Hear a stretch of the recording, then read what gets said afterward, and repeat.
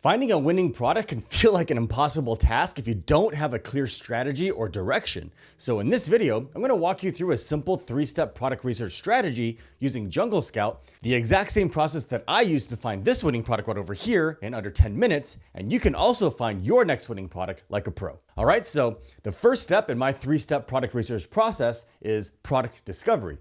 In this step, I'll show you how you can generate an endless list of viable product ideas that you can study and analyze. Trust me, you're not going to be able to sit down and dream up enough ideas on your own. You need to have a product discovery process. And once you have a list of product ideas, you can move on to step 2, which is data analysis. And I'll show you how to do that in the next part of the video. All right, so first things first, to help us with product discovery, we're going to use the Jungle Scout's product database tool. If you don't already have an account, you'll need to create one. Jungle Scout has several plans for you to choose from, and what I suggest going with is the Growth Accelerator plan, as it'll have all the tools and unrestricted use of the tools that you'll need to find and validate product ideas. The starter plan is too limited and restricted, as you can see here. It doesn't have enough uses per month that you'll need.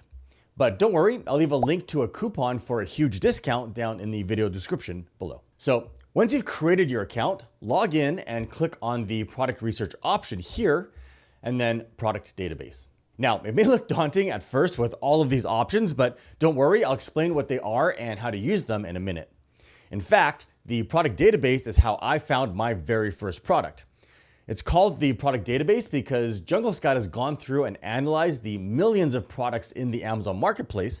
And by using these filters here, which I'm going to show you how to use in a second, we're able to get an endless list of viable product ideas. All right, so to get started, first select the marketplace that you want to research. In this case, I'm selling in the US, so I'm going to choose the US marketplace. Now, the rest of the filters here, it may seem a little bit overwhelming, but I'm only going to focus on a few of them, the ones that I find the most useful and give the best results. All right, the first one here is the categories. Choose the categories that you want to find products to sell in. You can select all of them. However, I personally only choose specific categories like the ones that you see here. And the reason is because categories like clothing, shoes, and jewelry have way too many variations with all the different sizes and colors. And people always change their minds after buying them, so you get a lot of returns. And that's not something that I want to deal with, as it will get quite expensive. Cell phone accessories and electronics can break all the time and can be quite hard to use. And it's also difficult to improve or differentiate because of the manufacturing process. It's usually pretty complicated and expensive. I also avoid anything that you eat, ingest, or put in or on your body like lotions and creams, because I don't want to be liable if someone was to get hurt or injured. And I also avoid the toys and games category because they have too many restrictions and it's way too competitive, and the life cycle of these products is often very short, sometimes less than a year. Now, next in the product tier section, I suggest sticking only with the standard size products. This keeps your shipping and Amazon fees low. Oversized products can be an logistical nightmare with high storage, shipping, and Amazon fees to the point where it may not be cost effective to do FBA. And for the exact same reason, I suggest keeping the weight of the products 2 pounds or less. And you can see here on the fulfillment fee schedule, once you get to 2 pounds or more, the fees really skyrocket. It's $6 and up for the large standard, and even more when you get to oversized packages. For the seller type, check them all. Okay, now in the filter section here, this is where you can fine tune everything to find specific micro niches. The key here is to understand what each one of these filters does so that you can use them effectively and not use the same filters that everyone else is using. That way you can find products that other people aren't seeing. So in the price filter, this is where you can set the minimum and maximum price of the products to show in the search results. What I suggest is setting a range between $15 and $50.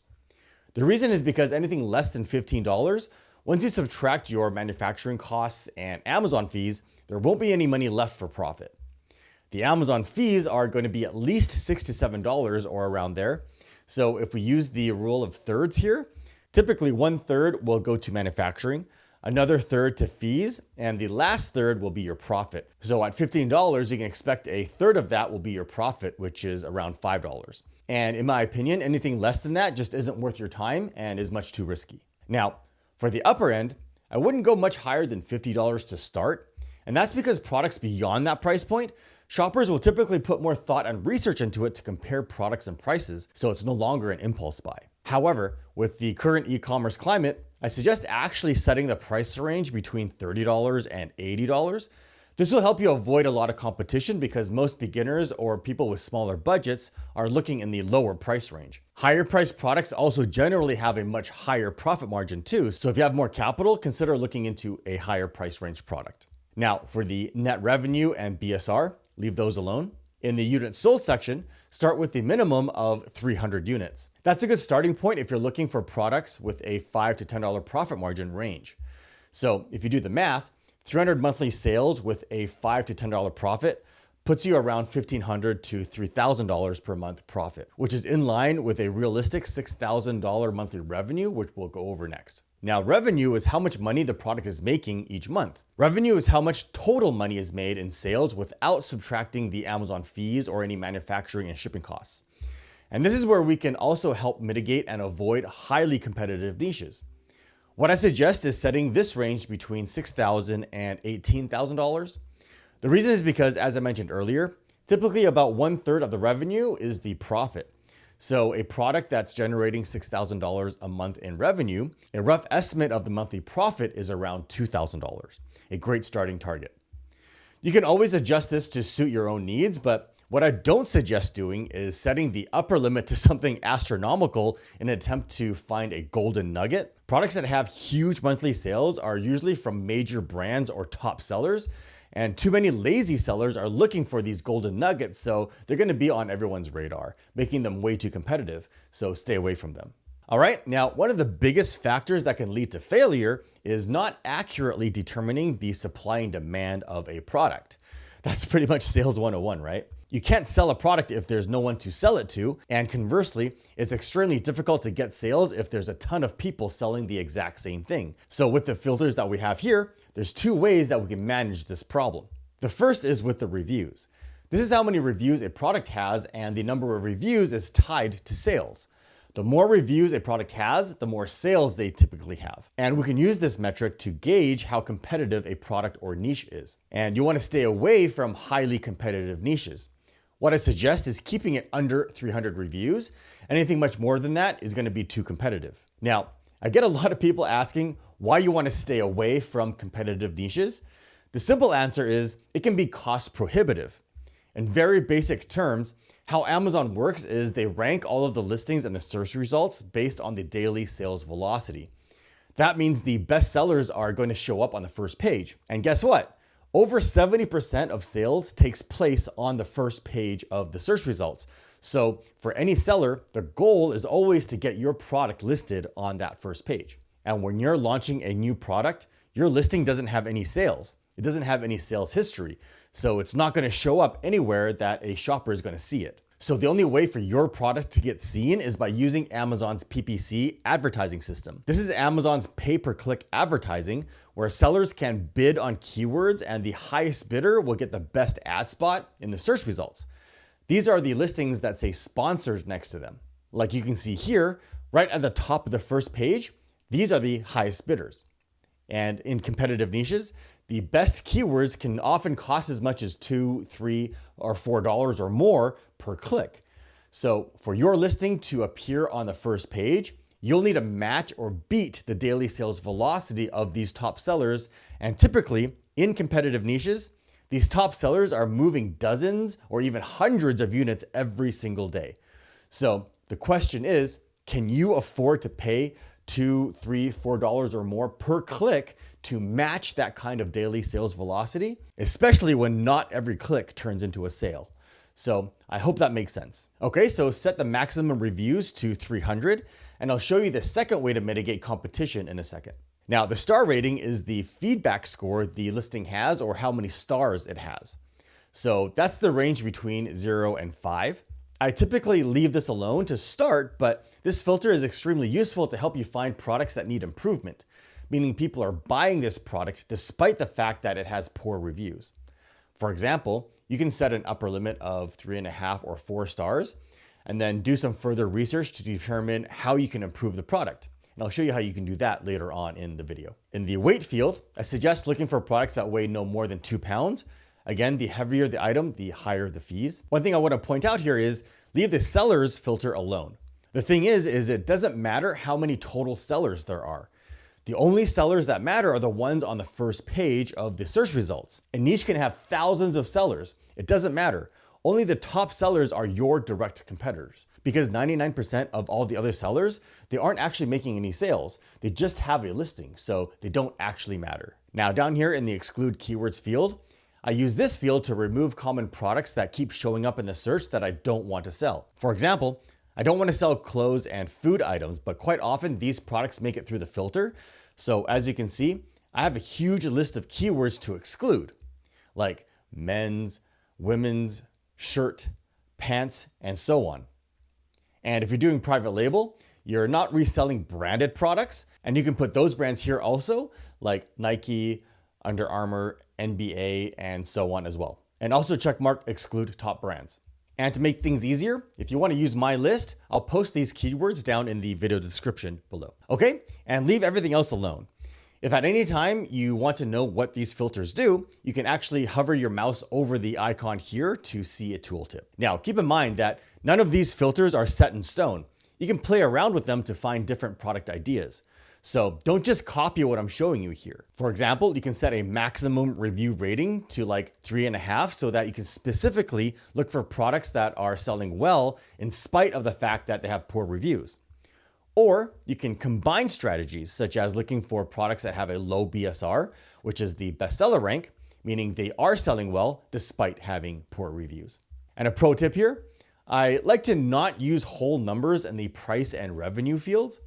Most people will put $30 or $50 and just go with it, but I like to think outside of the box, and instead I'll put something like $29.68 and $50.42 or whatever. The pennies doesn't really matter, just so that I can find those outliers that are right on the border of those price points. Sometimes I'll even search right at the breakpoints, since sellers like to set their prices there to see what I can find. For example, I'll look right at the $20 breakpoint and set the range between $19.52 and $20.13. Again, the decimal point doesn't matter. Just choose something random, and I'll check at the $30 price point and at the $40 price point and so on.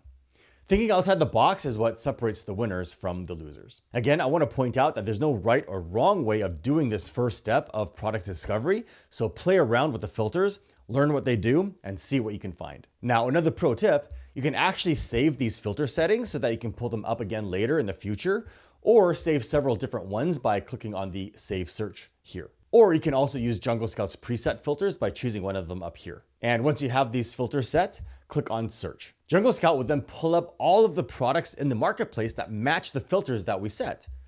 You can see that Jungle Scout pulled up thousands of results here, and that may seem overwhelming. So what you can do is you can always tighten up the search filters to reduce the number of search results.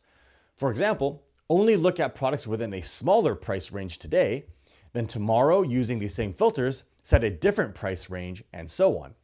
That way it's more manageable for you on a day-to-day basis. Okay, so now in the search results, you can see that Jungle Scout has pulled up a ton of products that match the filters we set, along with data such as the BSR, monthly sales, revenue, reviews, date first available, and so on. But we're not going to worry about all of these. The key to using the product database tool is that instead of having to think up product ideas on your own, we now have a list of products that we can search through to see if any of them look promising to sell.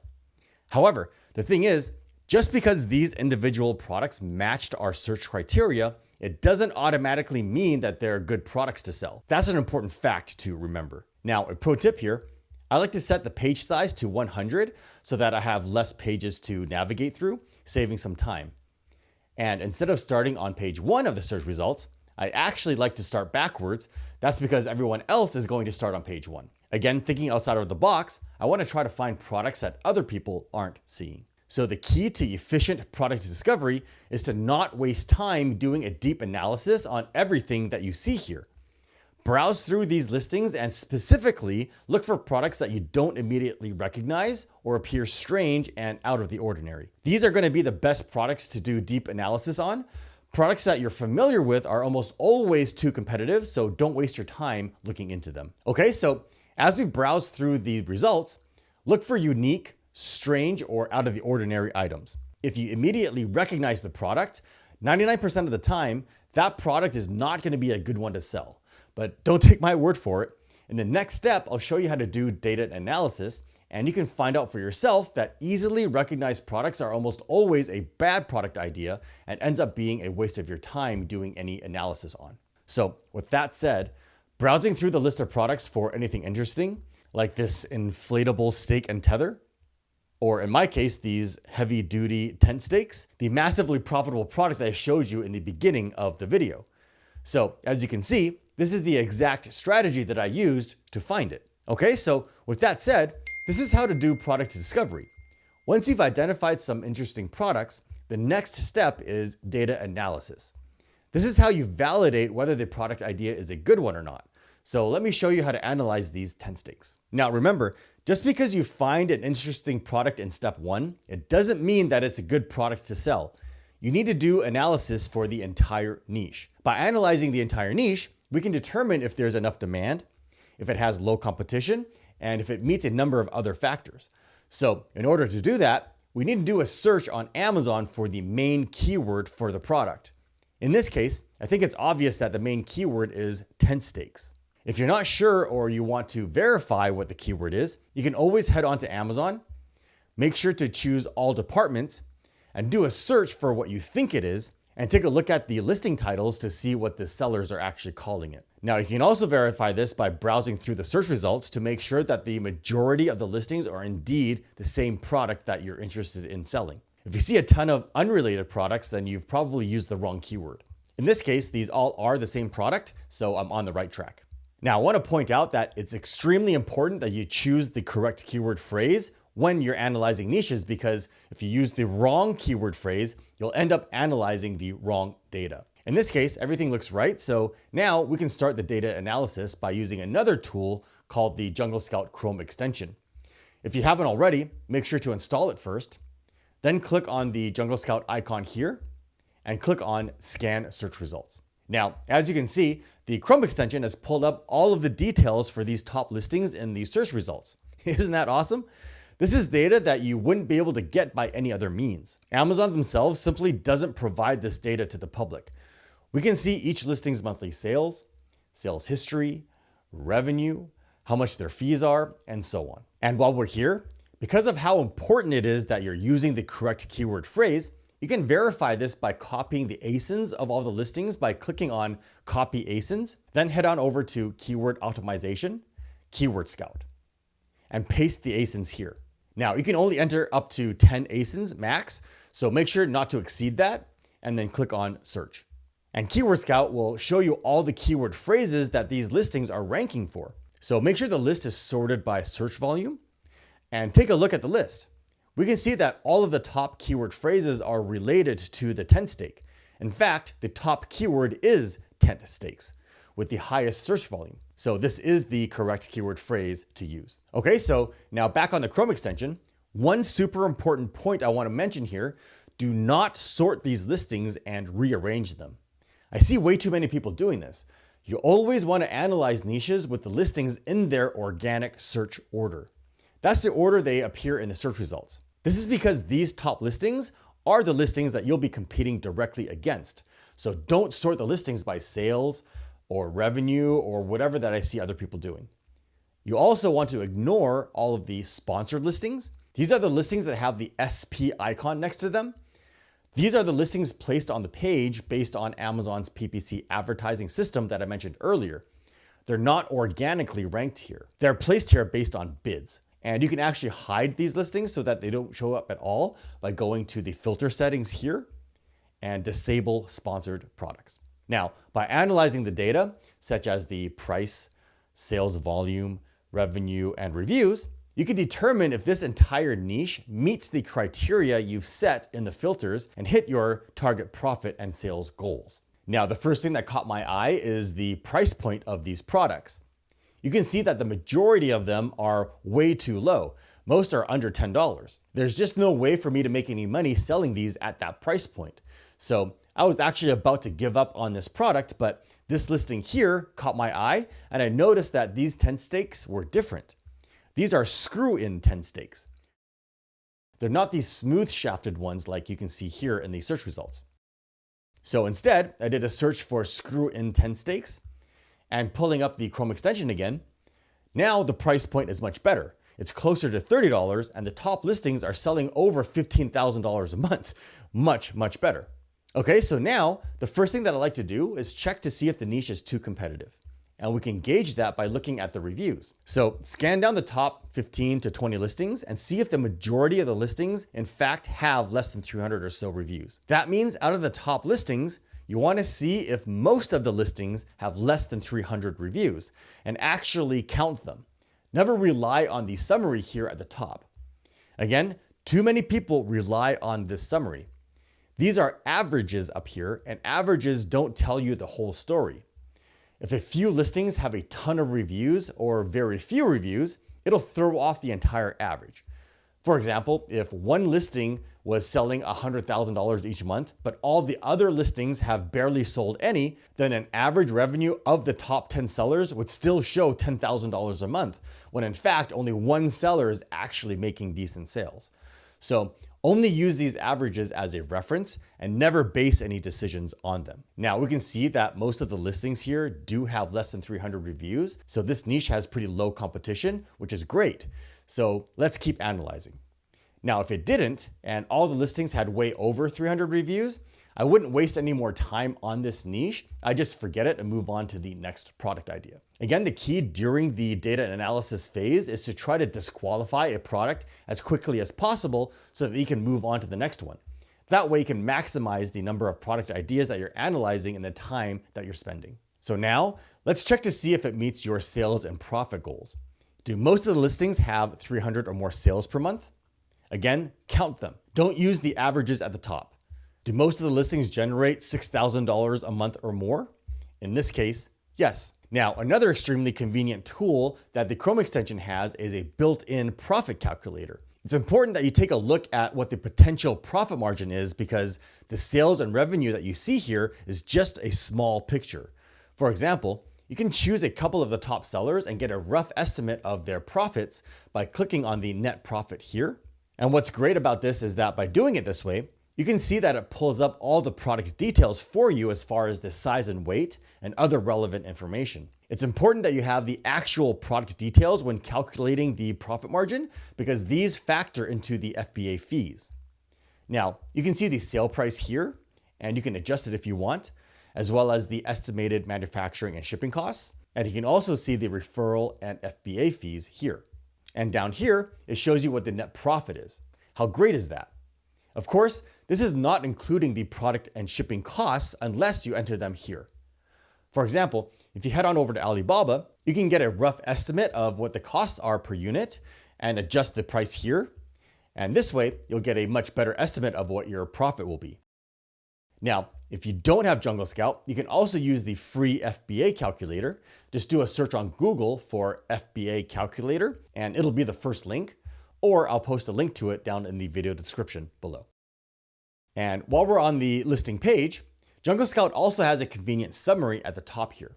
For example, you can see the listing and sales summary here, and you can also see a historical graph of the sales and BSR and other data like the price, which can give you a good idea of how well this product has been performing over time. You can also get a review analysis here. Okay, so now moving on with the data analysis, an important metric that sellers don't consider is the listing age.